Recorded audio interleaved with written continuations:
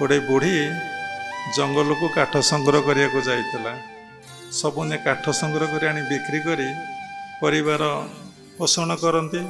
बुढ़ी की भारी कष्ट हुए दिनू दिन बुढ़ी जीर्ण सीर्ण हो गला।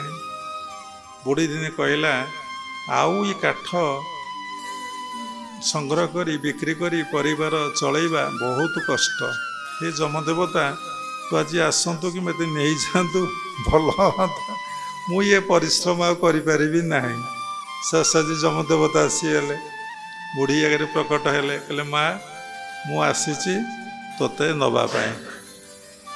बुढ़ी कहला हेरे पुओ मु कौन ते डाकी मत नवापाई मु डाकी ते काठ बोझटा मो मुंड को दवापे तू काठ बोझटा मत नदे नवाक बस मो घरे नाती नातुणी पुओ झी अच्छा। तेणु मनीष के मरिया को भल पाती।